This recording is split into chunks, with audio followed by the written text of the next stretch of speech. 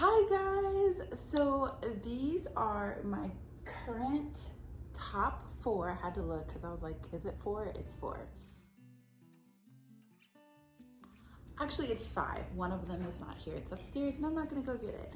My current top 5 books that helped me reframe my thinking, helped me with time management, helped me with goal setting and moving forward in life, and kind of got me out of certain spots of holding myself back or having fixed mindsets instead of a growth mindset. So here are my top 5 books.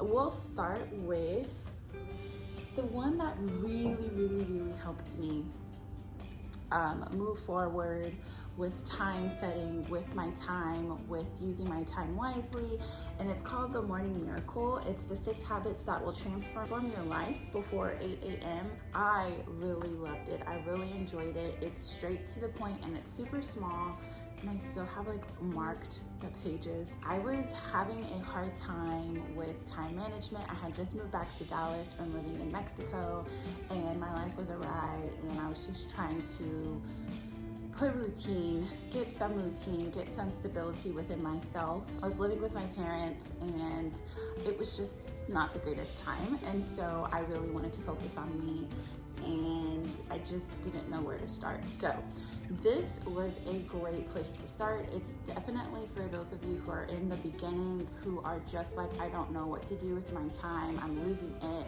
I feel like there's never enough time for me. If you're one of those people who struggle and wanting to learn how to get up early in the morning and how to be the person in the morning who has their stuff organized and ready to go. But this is really for like people who are just, I need somewhere to start. I don't know where to start. Hold my hand and help me. I think this is a great place to start, and it definitely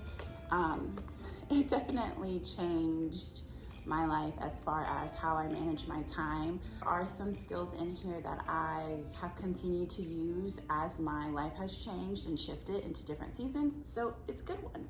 Okay, so this next one, before I share the book, I just want to let you guys know this is a safe space. It is a brave space. We can have hard, uncomfortable conversations. It's part of my job. It's what I do with teens and parents. But also this is a very inclusive space. So any kind of negativity, we don't do that here. That can be on somebody else's channel, but it's not going to be here. So with that being said, this book has a lot of emotions attached to it. It is called God and the Gay Christian, and it's by Matthew Vines. And this was one of the books I bought out of 2. The other one I will never share and recommend to somebody else because I feel like it is very harmful. I got both of them because I was at a point where I was still figuring myself out, and I wanted to educate myself, and I wanted to read both perspectives. And so I, at that point in time, really needed biblical truths. I grew up in a Southern Baptist home, Christian home, and so I grew up in the church. And so coming out to myself was difficult. It didn't happen until my 30s after separating from my ex-husband, and so it was a difficult time. I was living in my parents' house. I was dealing with having been hurt really deeply by the church community that I was involved with when I was in Mexico, and then moving up here, living with parents who are also involved, are very active in the church. But I bought 3 of these for me and my parents to sit down and read together, and it never happened. Very much emotional damage. It never happened. My mother never read either one of them, and then my father only read the book that had no biblical truths or, connection to it whatsoever. It was just somebody's opinion that was very harmful rhetoric, very harmful to an individual. And so unfortunately my plan did not work in using these books to kind of help us go on a journey together as I figure myself out, as they probably had questions and doubts and fears, being the old school Baptist Christian believers that they are, me being a not so old school, but walking in faith and late bloomer coming out of the closet as queer. But this helped me. This talks about biblical scriptures in original Hebrew and Greek, what the words mean when people talk about homosexuality, and they talk about same-sex relationships and what God and the Bible say about it. Any discrepancies in translation that might happen over time. It talks about the verses that are often used biblically to dehumanize those who are in the LGBTQ plus community, the harmful verses that are used to condemn and damn those who are in the community, what those verses are about. It talks about the whole context of it, and it really goes into depth. This is a book that was written by someone who was struggling with his own sexuality, and him and his dad sat down and they talked to scholars, and they did years and years of just educating themselves and trying to find out what the Bible really does say, and why Christians behave and act the way that they do as a general whole, not each individual, but generally as a whole, towards the LGBT community. This is really, really good. So if anyone is interested in it, here you go. The next one is a lot lighter and was a lot of fun, and I want to reread this. The Fear Fighter Manual, Lessons from a Professional Troublemaker. This is by Lovey Jones, and I absolutely love this book. This book was so refreshing and so encouraging, and I love that it was written by someone who looks like me, and she spoke to so many things that I could personally make connections to, being in a business setting or a nonprofit setting or running my own business, and seeing the counterparts, those who are non-Black or who are not part of the BIPOC community or the POC community, and how it's just different, and how people see us in those spaces, and how we feel like there's certain ways and things we have to do and act, but in reality, let's go and let's be the truest versions of ourselves, whatever that looks like. And so this was really refreshing to see this, because it's just hard out there for us. It is really, really hard for women in general, but definitely women who are not white. And so I love this. This is about being bold. It's about, knowing who you are, claiming who you are, your person, your name, your history, your background. So this is a good book for everyone to read, especially for women of color. Definitely a good one if you're needing some encouragement. The Practice, Shipping Creative Work, and this is by Seth. This one surprised me. I thought I wasn't really gonna be into it.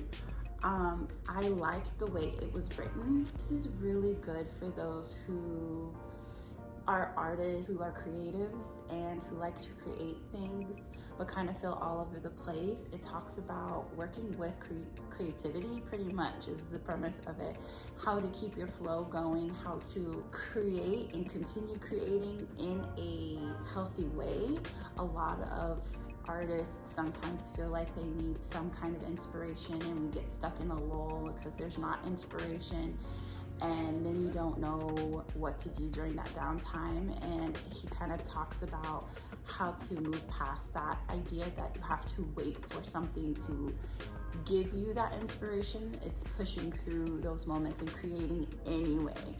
I really like this because I believe that you have your own relationship with creativity.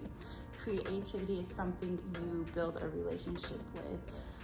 And so oftentimes for me, what I have done is I do dates with creativity. I set aside time with creativity. I focus just on creativity. When she knocks, when she rings the doorbell, when she calls me, when she sends me a text, I'm practicing to answer it. And this goes into some other things as well, but it's very good if you are a creative person, an artist, someone who just likes to create. So yeah. Okay, so those are my 4. The 5th one, I talked about another video, but I wanted to put it up here because, again, it definitely was like therapy to me, and that is adult children of emotionally immature parents. I mean, if you are struggling with your relationship as an adult child, if you are struggling with your relationship with your parents in any way, shape, or form, and it's due to, you know, whether it be narcissism, whether it be with them being immature, self-centered, whether it be they're manipulative, or they're just not ever there, they just don't present themselves to you as the parent, your inner child like just clings and wants them to be, that book is for you. This book is for you. It's for you. Sometimes relationships, especially adult children to parents, sometimes we just accept them the way they are because they're our parents, and there's this obligation behind religion or certain beliefs. There's this obligation in society as well as sometimes cultural, and that you just accept them, and it is. And I think that took me a long time to move past and finally realize, you know, I can respect people from a distance, and I can love people from a distance, and I can care for people from a distance. I'm allowed to move myself further from them. I am allowed to put up certain boundaries, and I'm also allowed to say no. And that took me a long time to get there. It took a lot of heartbreak, and unfortunately sometimes our parents are our first bullies, they're our first heartbreaks, you know, they're our first lots of things. And hopefully your situation is a lot more positive, but for those of us who have had and continue to have this kind of push and pull of, I want my parents to be around, but this book is really, really healing. It's really good. It's really insightful. It's really gentle. It's really gentle and educational and empowering. And that's crazy to me that all of those exist in one book. So I highly recommend it if you're just needing that support, if you're even needing to be like, oh, I wasn't imagining it. That isn't healthy. This book is definitely, I'm telling you, because sometimes they be gaslighting you. No, I'm not unhealthy. Mm-hmm.